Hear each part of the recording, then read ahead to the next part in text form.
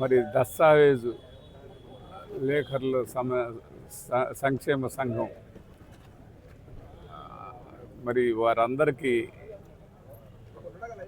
ఈరోజు ఒక పెద్ద ప్రాబ్లాన్ని సృష్టించింది ఈ ప్రభుత్వం. ఆ ప్రాబ్లం ఈ పీపీపీ విధానం అని చెప్పి 369 ఒక జీవోను ఒకటి సృష్టించి ఆ జీవో ద్వారా వీళ్ళందరినీ కూడా రోడ్డు మీదకి నెట్టే ప్రయత్నం చేస్తుంది ఈ కూటమి ప్రభుత్వం. ముఖ్యంగా చంద్రబాబు నాయుడు గారికి ఈ అన్ని అభివృద్ధి సంక్షేమం ఈ ఎందరికో చెప్పినటువంటి వాటన్నిటినీ పక్కకు పెట్టి హామీలన్నీ పక్కన పెట్టి ఇవాళ దస్తావేజుల వాళ్ళ మీదకి మేము పూర్తి స్థాయిలో మేము మరో విధంగా ఉపయోగపడతామని చెప్తూ ఉన్నారు. ఏ విధంగా ఉపయోగపడతారు మీరు? వాళ్ళ కుటుంబాలకి మీరు ఏమి న్యాయం చేయగలరు? కొన్ని లక్షల మంది కుటుంబాలకి ఉపాధి కోల్పోతూ ఉన్న పరిస్థితిని మీరు ఎలా వారికి ఉపాధిని కల్పిస్తారు? ఇవన్నీ చెప్పేవన్నీ కూడా చంద్రబాబు నాయుడు గారు చెప్పేవన్నీ కూడా అబద్ధాలన్న సంగతి పూర్తిగా అర్థమవుతున్నటువంటి పరిస్థితి. మరి ఇక్కడున్న శాసనసభ్యుల దగ్గర నుంచి పూర్తి స్థాయిలో వీళ్ళకి న్యాయం జరగాలి అని చెప్పి వారి తరపున ముఖ్యమంత్రి గారికి చెప్పాల్సిన బాధ్యత ఇక్కడున్న శాసనసభ్యుల గారికి కూడా ఉంది. ఎందుకంటే ఆ సంఘానికి మేము అన్ని విధాలా మీకు సహకరిస్తాం, మీ సంఘానికి మీరందరూ కూడా చిన్నవాళ్ళు చిన్నవాళ్ళు చిన్న బడుగు బలహీన వర్గాల వారు చాలామంది ఉన్నారు, వాళ్ళందరికీ మేము ఇల్లు కట్టుకునేదానికి స్థలం కూడా ఇస్తానని చెప్పిన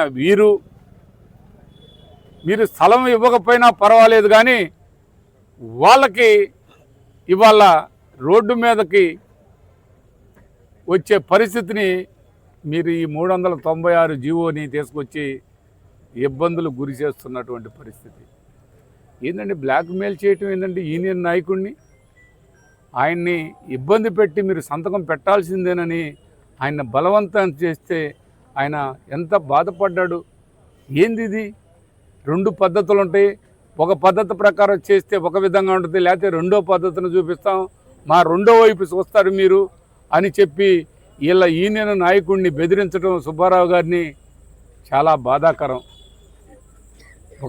ఆయన వెనక కొన్ని లక్షల కుటుంబాలు ఉంటే ఆయన బెదిరించడం అనేది ఎంతవరకు కరెక్ట్ అని మేము అడుగుతూ ఉన్నాం.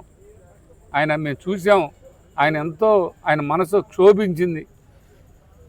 ఒక నాయకుడిగా నా ఎంటున్నటువంటి వాళ్ళు నన్ను పంపిస్తే వాళ్ళకి నేను న్యాయం చేయాలని ప్రయత్నం చేస్తుంటే నన్ను బెదిరించడం ఎంతవరకు కరెక్ట్ అని చెప్పి ఆయన బాధపడ్డాడు.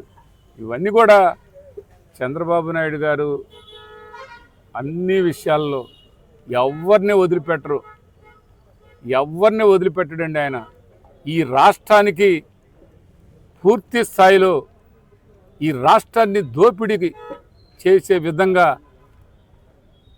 ఎవరైతే ప్రజాప్రతినిధులు ఇవాళ ఉన్నటువంటి వాళ్ళందరూ మరి దాన్ని వదిలేసి గాలికి వదిలేసి ఏ ఒక్కరికి కూడా వచ్చి మరి మేము ఉన్నాం, ఇది మేము మాట్లాడతాం, మీకు కంపల్సరిగా న్యాయం చేస్తాం అని హామీ ఇచ్చిన పరిస్థితి ఎక్కడైనా కనపడుతుందా? ఎక్కడా కనిపించదు. మరి ఈ రైతులకి వాళ్ళ దస్తావేజు లేఖర్లు ఉన్నారంటే వాళ్ళు సపోర్ట్గా ఉన్నారు. రైతులకు సపోర్ట్ ఎవరున్నారు ఇప్పుడు? అందువల్ల ఇప్పటికైనా మీరు ఈ జీవోని వెనక్కి తీసుకోండి. ఈ 396 జీవోని మీరు వెనక్కి తీసుకొని పూర్తి స్థాయిలో ఈ దస్తావేజు విలేకరులకి న్యాయం చేయాలని మరొకసారి ఈ సందర్భంగా తెలియపరుస్తున్నాను. లేని పక్షంలో వైఎస్ఆర్ కాంగ్రెస్ పార్టీ తరపు నుంచి వారికి పూర్తిగా సంఘీభావంతో పాటు అండగా ఉంటామని వైఎస్ఆర్ కాంగ్రెస్ పార్టీ తరఫున మరొకసారి వారికి ఈ సందర్భంగా తెలియపరుచుకుంటూ, ఇంకా ఒకటి ఉందండి, మీరు మంచి చేయకపోయినా పర్వాలేదు, ఈ కూటమి ప్రభుత్వ నాయకులకు ఒక్కటే అడుగుతున్నాను, మీరు మంచి చేయకపోయినా పర్వాలేదు, కానీ చెడు మట్టుకు చేయొద్దని ఈ సందర్భంగా మిమ్మల్ని రిక్వెస్ట్ చేస్తున్నాం. ఎక్కడా మీరు మంచి అయితే చేయలేదు. మీరంతా ఇవాళ అధికారంలోకి రావడానికి ఎన్నో వాగ్దానాలు చేశారు. ఆ వాగ్దానాలను ఎట్టా గాలికి వదిలేశారు. ఇప్పుడు సజావుగా జరిగిపోయే వాళ్ళ కుటుంబాలను కూడా రోడ్డు మీదకి తీసుకురావడం అనేది, వాళ్ళ ఉపాధి కోల్పోవటం అనేది, వాళ్ళ లేఖర్లకి అందరికి కూడా మీరు అన్యాయం చేయటం అనేది కరెక్ట్ కాదని మరొకసారి ఈ సందర్భంగా తెలియపరుస్తున్నాను.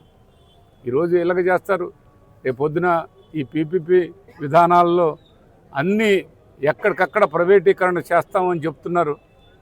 మీరు ఇవన్నీ కూడా వెనక్కి తీసుకోవాల్సిన అవసరం ఉంది. మీకంటే ముందు పరిపాలించిన వాళ్ళందరూ కూడా అవి చేయలేక కాదు ఆగింది.